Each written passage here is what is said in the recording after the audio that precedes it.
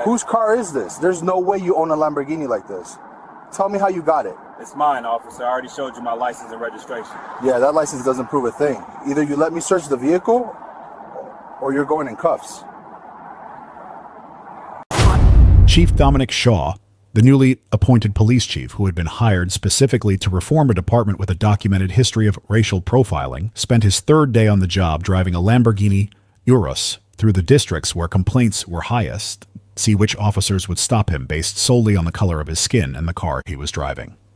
Officer Eric Holloway, a 7-year veteran with 2 prior complaints about racially motivated stops that had been dismissed, saw the Lamborghini driven by a black man and immediately pulled him over and demanded the driver's license, registration, and proof of ownership because in his mind there was no way a black man could legitimately afford a $250,000 luxury SUV. When Shaw asked why he had been stopped, Holloway ignored him and told him to step out of the vehicle.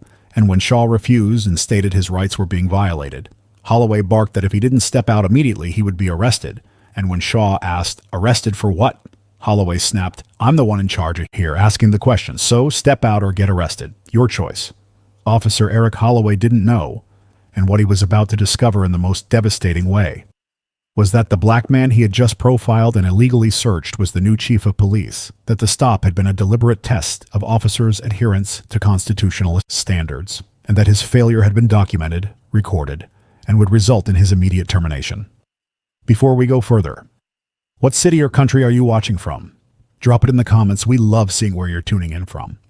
And if you believe driving an expensive car while black isn't a crime and shouldn't be treated as suspicious, like this video and subscribe. The city of Parkdale had been dealing with the same problem for years and everyone knew it. The police department had been the subject of 3 separate investigations by the Department of Justice, all of them focused on the same issue. A documented pattern of racial profiling that had resulted in hundreds of complaints from black and Latino residents who claimed they had been stopped, questioned, and searched without any legal justification. The complaints had been filed, reviewed, and in most cases dismissed with minimal consequences for the officers involved. The community had been asking for reform for years, and the city council had finally responded by bringing in someone from outside the department to clean it up. Chief Dominic Shaw was 45 years old with 22 years in law enforcement, and he had built a reputation as a reformer who didn't tolerate officers who ignored the Constitution. He had worked his way up from patrol officer to detective to captain in a neighboring city's department, and over the years he had earned respect for being fair, transparent, and willing to hold officers accountable when they crossed the line. When the mayor of Parkdale called him and offered him the position of police chief with a clear mandate to identify and remove officers who engaged in racial profiling, Shaw had accepted immediately. He knew what he was walking into. He had reviewed the complaint data, he had read the DOJ reports, and he knew that words and policies wouldn't be enough. He needed to see for himself which officers would follow the law and which ones would let their biases override their training. Shaw had been on the job for 3 days, and he had spent those 3 days doing something that most police chiefs would never do. He had been driving his personal vehicle, a pearl white Lamborghini Urus that he had purchased 2 years earlier with money he had saved over 2 decades of working overtime inside security jobs, through the districts where racial profiling complaints were highest. He dressed in casual business clothes, drove the speed limit, obeyed every traffic law, and waited to see which officers would pull him over based on nothing more than the color of his skin and the car he was driving. On the first day, he had been stopped once by an officer who approached politely, asked for his license and registration, and when Shaw asked why he had been stopped, the officer admitted he didn't have a specific violation, but thought the car looked out of place in the neighborhood. When Shaw identified himself as the new police chief, the officer had apologized immediately and let him go. Shaw made a note of the officer's name, but didn't discipline him because the officer had been honest and hadn't violated Shaw's rights. On the second day, he had been stopped again by a different officer who asked similar questions but backed off the moment Shaw explained he was the new chief and was testing department protocols. That officer also received a note in his file but no formal discipline. On the third day, Shaw was driving through District 7, one of the areas with the highest number of complaints, when he saw the patrol car in his rearview mirror. Officer Eric Holloway had been working District 7 for the past 4 years, and over those 4 years he had developed a reputation that his supervisors had documented but never seriously addressed. Holloway was 33 years old with 7 years on the force, and he had been the subject of 2 formal complaints from black drivers who claimed he had pulled them over without cause, demanded proof of ownership for their vehicles, and searched their cars without consent. The first complaint had come from a black doctor driving a BMW who had been stopped and accused of driving a stolen vehicle despite showing registration and proof of insurance. The second complaint had come from a black business owner in a Mercedes who Holloway had detained for 45 minutes while running repeated checks on the vehicle and the driver, all based on nothing more than the assumption that a black man couldn't afford an expensive car. Both complaints had been investigated and dismissed with verbal warnings. Holloway's file showed a pattern, but the pattern had been ignored. That afternoon, Holloway was on patrol when he saw the Lamborghini Urus driving through his district. The SUV was moving at exactly the speed limit, staying in its lane, obeying every traffic signal. There was no erratic driving, no equipment violations, nothing that would constitute a legal reason to initiate a traffic stop. But Holloway saw a black man behind the wheel of a $250,000 luxury vehicle, and his instincts, shaped by years of operating on assumptions rather than evidence, told him something was wrong. Holloway activated his lights and pulled the Lamborghini over. Shaw saw the lights in his rearview mirror and felt a familiar mix of frustration and determination. This was exactly what he had been testing for.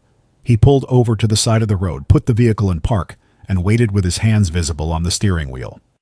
Holloway got out of his patrol car and approached the driver's side window with his hand resting on his service weapon, a posture designed to communicate authority and potential threat. He stopped at the window and looked at Shaw, and the first words out of his mouth weren't a greeting or an explanation. They were a demand. License, registration, and proof of ownership, now. Shaw looked up at Holloway, his expression calm, but his voice carrying a deliberate precision.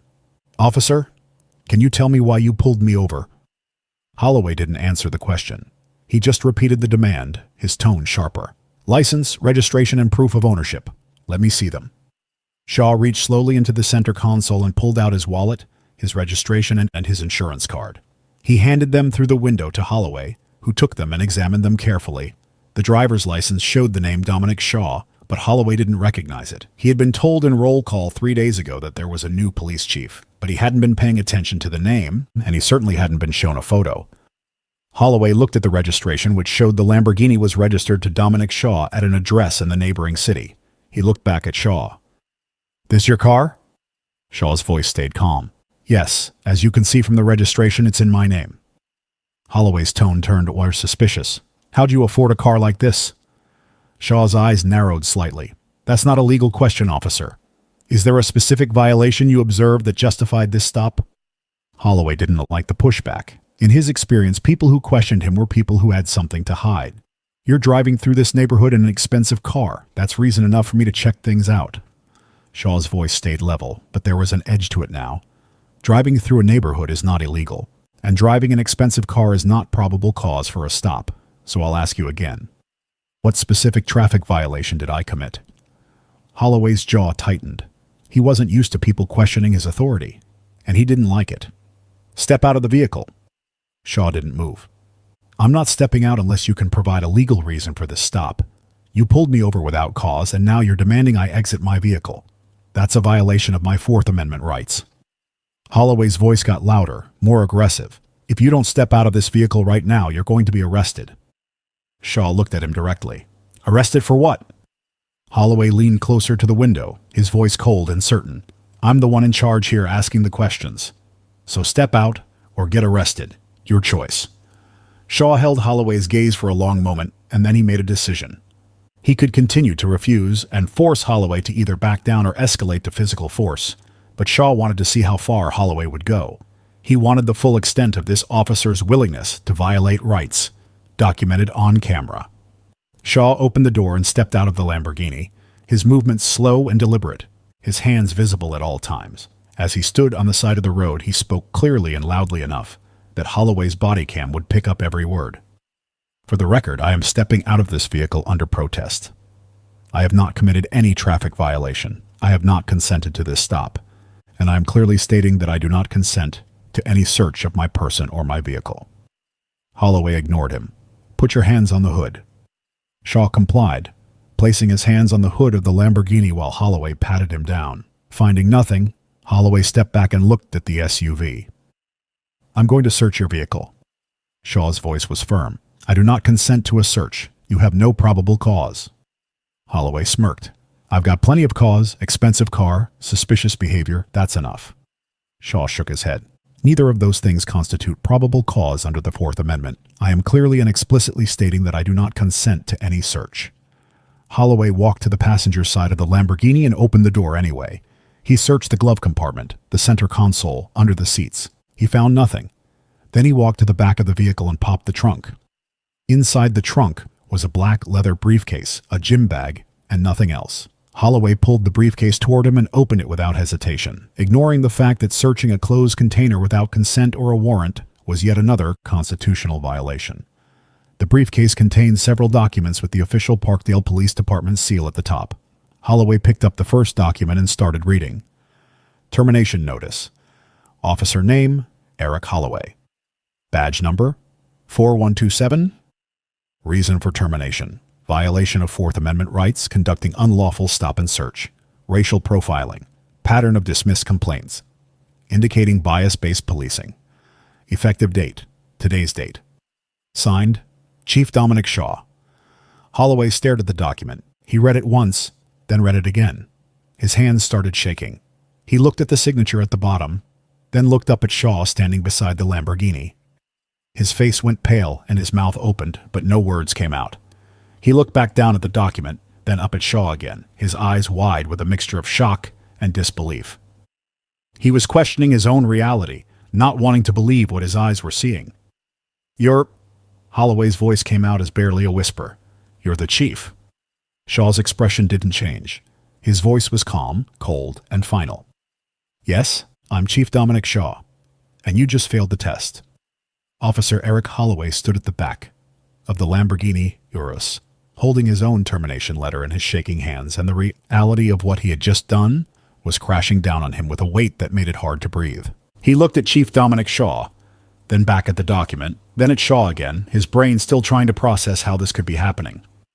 "Sir, I didn't know who you were. I was just doing my job. I thought—" Shaw cut him off, his voice calm, but carrying an authority that made Holloway go silent immediately. "You thought what, Officer Holloway? You thought that a black man driving an expensive car must have stolen it? You thought that driving through a neighborhood was probable cause for a stop? You thought that refusing consent to a search meant you could search anyway?" Holloway tried to find words that would make this situation salvageable, but everything that came to mind sounded like an excuse. "The car looked out of place. I was being cautious. I've made stops like this before and found—" "Found what?" Shaw interrupted again. "Let me guess. You've stopped other black men in expensive cars, demanded proof of ownership, searched their vehicles without consent, and most of the time you found nothing. But you kept doing it anyway because in your mind, a black man with money must be a criminal." Holloway's face flushed. "That's not what I was thinking." Shaw reached into his pocket and pulled out his phone. He had been recording audio from the moment Holloway had approached his window, and the entire interaction was captured. "I have you on recording demanding my license, registration, and proof of ownership without stating a reason for the stop. I have you threatening to arrest me when I asked what I was being arrested for. I have you searching my vehicle after I explicitly stated I did not consent. All of that is documented." Holloway looked at the phone, and the last bit of hope that he might be able to explain his way out of this situation disappeared. "Sir, please, I have a family. I've been on the force for 7 years. I made a mistake, but—" Shaw's expression didn't soften. "This wasn't a mistake. This was a pattern. I reviewed your personnel file before I took this job. You've had 2 formal complaints in the past 4 years, both from black men driving expensive cars. Both involved the same behavior you just demonstrated with me. Both complaints were dismissed with verbal warnings, and you kept doing it because no one had ever held you accountable." Holloway's voice got desperate. "Those complaints were investigated. They cleared me." "Cleared you doesn't mean you were right," Shaw said.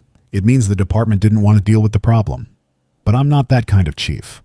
I told the mayor I would clean up this department, and that's exactly what I'm doing."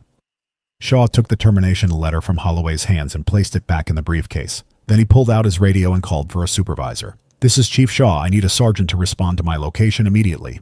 I have an officer who just conducted an unlawful stop and search, and I'm relieving him of duty."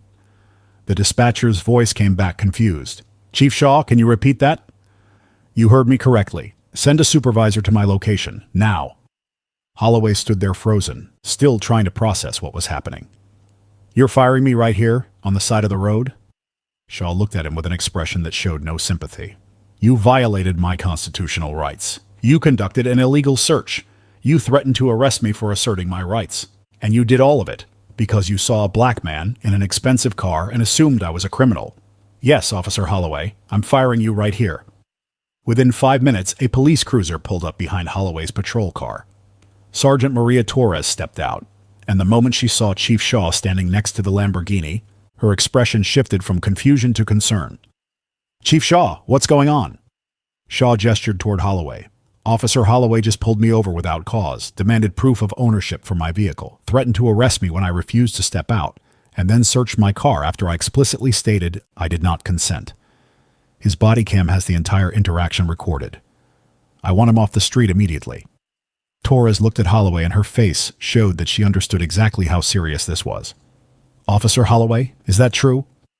Holloway opened his mouth to defend himself, but nothing came out that would make the situation better. I didn't know he was the chief. Torres shook her head. That doesn't matter. Did you have probable cause for the stop? Holloway hesitated. He was driving an expensive car in this neighborhood. It looked suspicious. Torres closed her eyes for a moment like she couldn't believe what she was hearing. Then she looked at Shaw. Sir, I'm sorry. This is unacceptable. Shaw nodded. Officer Holloway is suspended effective immediately. I want his badge, his weapon, and his body cam secured as evidence. He's not to return to duty pending the outcome of a formal investigation. Torres turned to Holloway. Badge and weapon, now. Holloway's hands were still shaking as he unclipped his badge from his uniform and handed it to Torres. Then he unholstered his service weapon, cleared it, and handed that over as well. The look on his face was a mixture of shock, humiliation, and the slow realization that his career was over. Shaw looked at Torres. I'll be filing a full report when I get back to headquarters. Make sure his body cam footage is preserved and logged as evidence. Torres nodded. Yes, sir. Shaw got back into his Lamborghini, started the engine and drove away, leaving Holloway standing on the side of the road with no badge, no weapon, and no future in law enforcement. Chief Dominic Shaw walked into the Parkdale Police Department headquarters 2 hours after leaving Officer Eric Holloway standing on the side of the road. And the first thing he did was call an emergency meeting with the command staff. Within 30 minutes, every sergeant, lieutenant, and captain in the building was sitting in the conference room waiting to hear why the new chief had summoned them with such urgency. Shaw stood at the head of the table with a laptop connected to the projector, and he didn't waste time with pleasantries or introductions. He opened the laptop, pulled up the body cam footage from Holloway's stop, and pressed play. The room went silent as the video showed Holloway approaching the Lamborghini, demanding identification and proof of ownership without stating a reason for the stop, ignoring Shaw's questions about the legal basis for the detention, and then threatening arrest when Shaw refused to step out of the vehicle. The audio captured every word clearly, including Holloway's statement that he was in charge and Shaw's choice was to step out or get arrested. Then the footage showed the search. Shaw's voice on the recording, clear and explicit, stating multiple times that he did not consent to any search. Holloway ignoring him completely and searching the vehicle anyway. The moment when Holloway opened the trunk, pulled out the briefcase, and found his own termination letter. When the video ended, Shaw looked around the table at the faces of his command staff. Some looked shocked. Others looked uncomfortable. A few looked like they had been expecting something like this.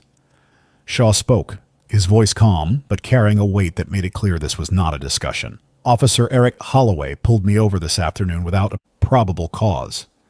He demanded proof of ownership for my vehicle based solely on the fact that I am a black man driving an expensive car. He threatened to arrest me for asserting my Fourth Amendment rights, and he conducted an illegal search after I explicitly refused consent. Everything you just saw is documented on his body cam and on my personal recording. One of the captains, a man named Richard Brennan who had been with the department for 23 years, cleared his throat. Chief, with all due respect, did you set Officer Holloway up? I mean, you were driving that car specifically to see if someone would stop you. Shaw turned to face him directly. I drove a legally owned vehicle through a public street while obeying every traffic law. If that's a setup, then every person in this city is setting up officers every time they leave their house. Holloway had a choice. He could have driven past me. He could have followed me to see if I committed an actual violation. But instead he pulled me over based on bias. And when I asserted my rights, he violated them. That's not a setup. That's a test of whether an officer will follow the law. And Holloway failed. Shaw pulled up another document on the screen. It was Holloway's personnel file, and highlighted in yellow were the 2 prior complaints that had been filed against him over the past 4 years. Complaint 1, Shaw read aloud. Dr. James Patterson, black male, age 41, driving a BMW, stopped by Officer Holloway without cause. Holloway demanded proof of ownership and searched the vehicle without consent. Dr. Patterson filed a formal complaint. The complaint was investigated and dismissed with a verbal warning to Holloway. No further action taken. Shaw moved to the next highlighted section. Complaint 2. Marcus Green, black male, age 37, driving a Mercedes.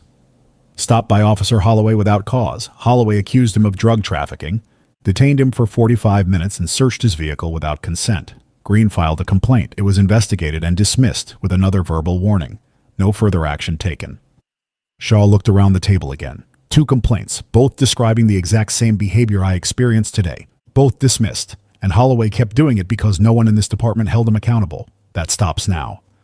Another lieutenant, a woman named Jennifer Reyes, spoke up. Chief, are you terminating him based on this one stop, or are you using the prior complaints as justification? Shaw's answer was immediate and precise. I'm terminating him because he violated the constitutional rights of a citizen today. The prior complaints show that this wasn't an isolated incident. It was a pattern. A pattern this department documented and ignored. I'm not ignoring it. He closed the laptop and looked at the command staff. I was hired to reform this department. The mayor made it very clear that the community has lost trust in us because officers like Holloway have been allowed to operate without consequences. I've been on the job for 3 days and I've already been stopped 3 times. The first 2 officers backed off when I identified myself. Holloway didn't. He escalated. He violated my rights. And he would have done the same thing to any other black man in that car. The only difference is that I had the authority to hold him accountable. Shaw paused and let that sink in. I'm holding a press conference tomorrow morning. I'm going to show the body cam footage. I'm going to explain why Holloway was terminated. And I'm going to make it very clear that this department will no longer tolerate officers who profile people based on race. If any of you have a problem with that, you can submit your resignation now. No one spoke. The room stayed silent. Shaw picked up his laptop. Meeting adjourned. Get back to work. As the command staff filed out of the conference room, Shaw sat down and opened his email. There was already a message from the police union representative requesting a meeting to discuss Holloway's termination and the possibility of arbitration. Shaw typed the response. Arbitration is Holloway's right under the union contract, but the evidence is clear and the termination will be upheld. If you want to meet, my office is open. He hit send, closed the laptop, and leaned back in his chair. Tomorrow, the whole city would know what had happened, and the message would be clear. Racial profiling would no longer be tolerated in Parkdale. Chief Dominic Shaw held the press conference the next morning at 10 a.m., and every local news station in the city sent reporters and cameras to cover it. Shaw stood at the podium in full uniform with the Parkdale Police Department seal behind him, and he didn't sugarcoat what had happened or try to spin it into something it wasn't. He told the truth. Yesterday afternoon, I was pulled over by Officer Eric Holloway while driving my personal vehicle through District 7. I was obeying all traffic laws. I committed no violations. Officer Holloway stopped me without probable cause, demanded proof of ownership for my vehicle, threatened to arrest me when I asked what I was being arrested for, and then searched my car after I explicitly stated I did not consent. All of this was captured on his body cam, and I'm releasing that footage to the public today. The footage played on the screen behind him, and the room full of reporters watched in silence as Holloway pulled Shaw over, demanded documents, ignored Shaw's questions, threatened arrest, and conducted an illegal search. When the video showed Holloway opening the briefcase and finding his own termination letter, there were audible reactions from the journalists in the room. Shaw continued, Officer Holloway has been terminated effective immediately. His termination is based on his violation of my Fourth Amendment rights, his use of racial profiling as justification for a stop, and a documented pattern of similar behavior over the past 4 years. This department has ignored complaints like this for too long. That ends now. The press conference made national news within hours. The headlines were brutal and accurate. New police chief fires officer who racially profiled him. Cop finds own termination letter after illegal search of chief's car. Body cam shows officer threatening chief with arrest during unconstitutional stop. Officer Eric Holloway, through his union representative, filed for arbitration claiming wrongful termination and arguing that the stop had been a legitimate use of his discretion. The arbitration hearing took place 6 weeks later, and Holloway's attorney argued that Shaw had entrapped him by deliberately driving an expensive car through a high-crime area to provoke a stop. The arbitrator, a retired judge with 30 years of experience, reviewed the body cam footage, the personnel files showing Holloway's prior complaints and Shaw's testimony. The decision came back 3 days later and was unequivocal. the termination was upheld. The arbitrator's written decision stated that Holloway had conducted a stop without reasonable suspicion, had threatened arrest without legal justification, and had searched a vehicle after being explicitly denied consent. The decision also noted that Holloway's prior complaints showed a clear pattern of racially biased policing that the department had failed to address. Eric Holloway was 33 years old with 7 years of law enforcement experience, and his career was over. He applied to other police departments in neighboring cities, but every background check revealed his termination for constitutional violations and racial profiling. No agency would hire him.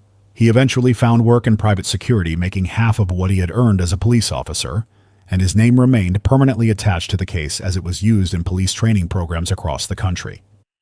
Chief Dominic Shaw implemented sweeping reforms in the months that followed. Every traffic stop now required officers to document specific reasonable suspicion or probable cause in their reports. Body cam footage was reviewed randomly and regularly by an independent oversight board. Officers with patterns of stops that disproportionately targeted minorities were flagged for retraining or dismissal. Within the first year, complaints of racial profiling dropped by 68%, and community trust in the department began to slowly rebuild. Shaw identified 8 other officers with complaint patterns similar to Holloway's. 2 were terminated after refusing retraining. 6 were placed on probation and required to complete constitutional policing courses. The message was clear throughout the department.